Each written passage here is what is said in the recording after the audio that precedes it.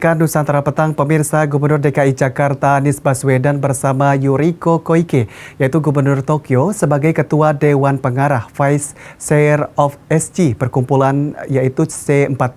Tupoksi Dewan Pengarah yaitu memberikan langkah strategis bagi upaya bersama mengatasi krisis lingkungan di 97 kota besar dunia, agar mempunyai perhatian dan kepedulian yang berkelanjutan untuk pencegahan dan perubahan iklim.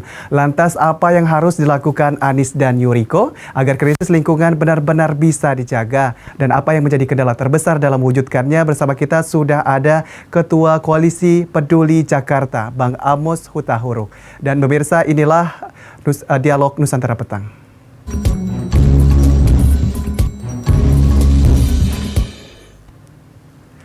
Halo, selamat sore Bang Amos. Selamat sore Nusantara Petang. Baik. Selamat sore rakyat Indonesia. Bagaimana kabarnya Bang? Alhamdulillah sehat. Baik Bang. Terima kasih. Bisa sedikit diceritakan C40 itu apa sih Bang? Kalau dari berita yang beredar, C40 itu adalah gabungan daripada kota-kota pemerhati soal lingkungan. Artinya kalau untuk DKI Jakarta sangat berguna sekali menurut saya, karena di Jakarta banyak sekali orang beranggapan bahwa Jakarta itu amburadul, Jakarta itu udaranya tidak bersih. Sedangkan kalau saya melihat berita-berita yang saat ini yang sedang viral soal Gubernur DKI Jakarta mendapat penghargaan, dan sekarang juga beliau juga diminta sebagai CEO untuk mengatasi udara yang ada di kota-kota, kurang lebih 79 kota ya target daripada mereka itu. Jadi buat saya, terpilihnya Bang Anies Baswedan bersama Gubernur Tokyo Yuriko itu sudah langkah yang tepat untuk dunia.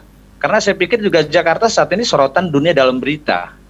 Jadi keberhasilan Pak Gubernur dalam mengatasi misalnya kemacetan dengan mode transportasi yang bagus, misalnya busway. Sekarang kita lihat busway terintegrasi semua, MRT, LRT, dan terlebih lagi sekarang di busway sudah ada wifi.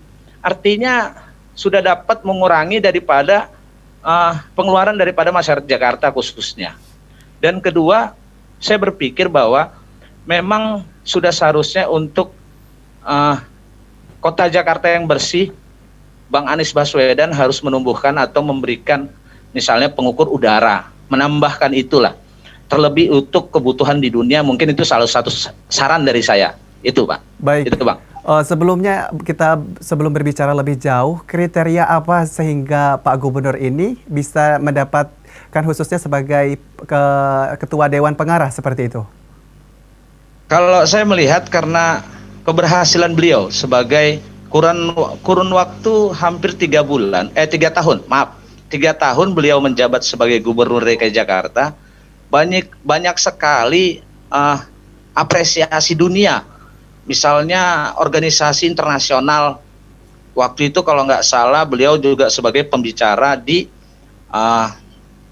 COVID-19 ya, yang kalau nggak salah empat orang waktu itu termasuk dari London dan Korea Selatan, kurang lebih saya kurang ingat juga.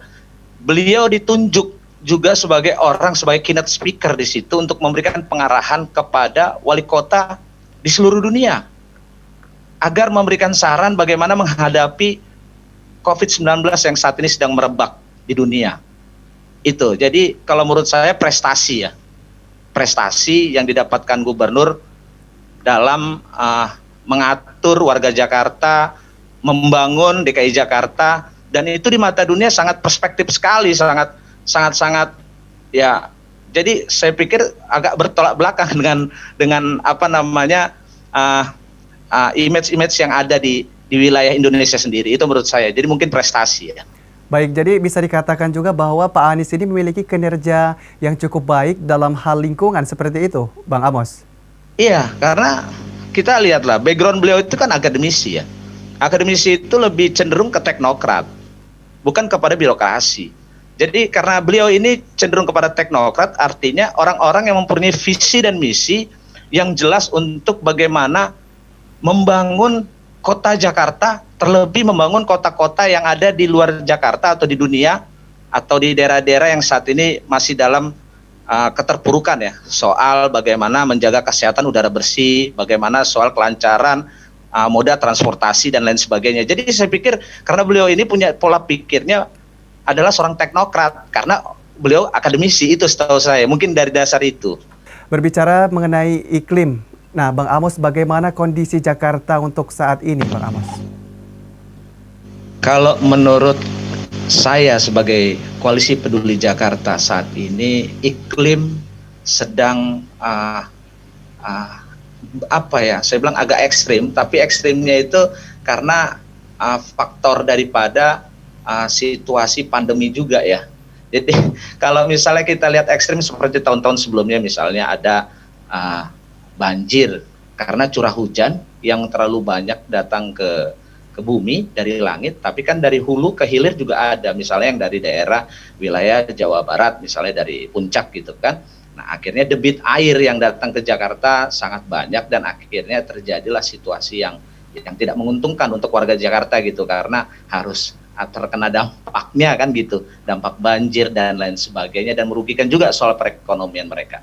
Tapi kalau saya lihat situasi saat ini lebih kepada memang situasi pandemi COVID-19 ini sebetulnya kan sangat menguntungkan karena ya kita harus bilang mengambil hikmahnya dalam situasi pandemi COVID-19 ini. Misalnya contoh terjadinya PSBB, pembatasan sosial berskala besar kan gitu ya.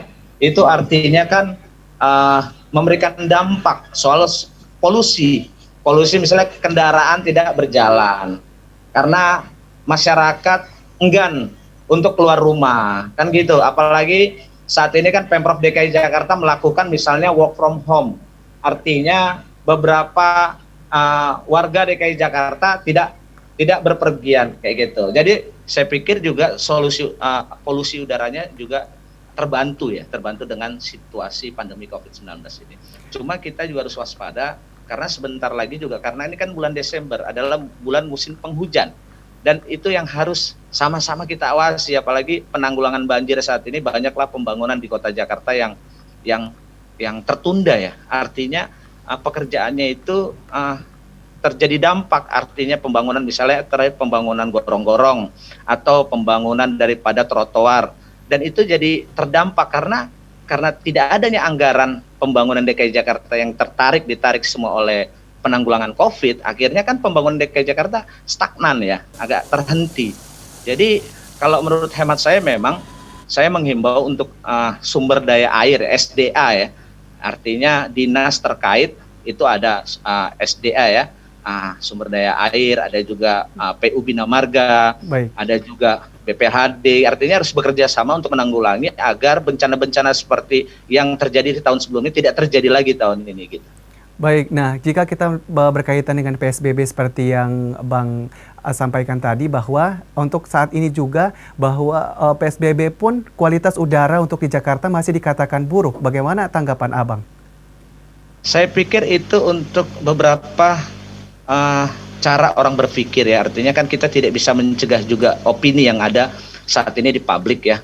Artinya orang ketika mau mengekspos dirinya mengatakan bahwa udara Jakarta tidak baik, kotor. Misalnya dalam tingkat, kalau misalnya kita lihat datanya kan banyak tuh. Kalau saya melihat mungkin mereka ngambil datanya data simpel aja, dilihat dari data internet atau dari mana gitu kan. Dilihat bahwa oh ini polusinya karena kendaraan, karena polusi udara gitu kan, atau dari pabrik, atau dari kalau saya lihat kalau mereka berpikir mungkin sulfur dioksidanya gitu kan, baru gas rumah kacanya gitu, baru partikulatnya gitu kan. Cuma kan saya melihat langsung karena saya adalah warga Jakarta yang lahir di Jakarta, dan saya tahu betul sebetulnya Jakarta itu tidak ada tempat industri. Jakarta tidak ada tempat industri. Artinya yang ada tempat industri itu adalah di perbatasan, misalnya Jawa Barat, Depok, Bekasi, itu yang ada tempat industri. Artinya mereka lah yang sebagai pengirim penyuplai udara ke Jakarta, makanya Jakarta jadi berkabut. Kalau kita lihat kalau misalnya rumah Abang misalnya di lantai 2, coba lihat Jakarta kalau ketika jam 6 pagi, itu pasti kan agak berkabut. gitu loh. Baik. Karena kenapa? Pabrik-pabrik itu beroperasinya itu sekitar jam-jam 11 sampai pagi gitu loh. Mereka beroperasi untuk menyuplai daripada bahan bakar kepada mesin-mesin itu gitu. Jadi kalau Jakarta saya bilang kalau misalnya dari kendaraan bermotor, misalnya kita bilang dari polusi udara yang dihasilkan oleh bensin atau solar, itu nggak signifikan saya pikir. Jadi sebetulnya harus ada pola-pola pencegahan. Misalnya rumah kaca. Kalau rumah kaca di Jakarta itu kan biasanya paling gedung-gedung tertinggi. Di Jakarta kita bisa hitunglah gedung-gedung tertinggi paling di kota besar, kota Jakarta Pusat misalnya. Jakarta Timur jarang gedung tertinggi. Terus Nggak ada. bagaimana dengan Pemprov DKI ini berkoordinasi dengan pemerintah khusus Jawa Barat, Banten, dan lainnya untuk mengendalikan polusi udara dan lain-lain ini? Apakah selama ini memang berjalan cukup baik atau bagaimana ini pandangan Bang Amos? Saya pikir kurang baik. Karena kalau baik mungkin kalau kita ada naik ke rumah kita ke lantai 2, mungkin nggak akan kabut lagi. Kalau baik ya, kalau menurut saya kan kita cari secara langsung aja, kita lihat bahwa hasilnya apa sih.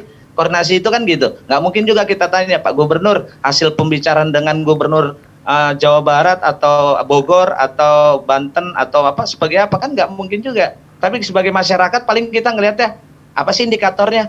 Kita lihat aja ke atas, ke lantai 2. Masih berkabut, berarti masih kotor kan gitu. Nah sekarang bagaimana memperbaikinya? Ya itulah, kalau Pak Gubernur kan sebetulnya mereka ini kan pintar-pintar, apalagi Pak Gubernur kan akademisi, paham betul bagaimana mengatasi, mengelola DKI Jakarta, itu menurut saya.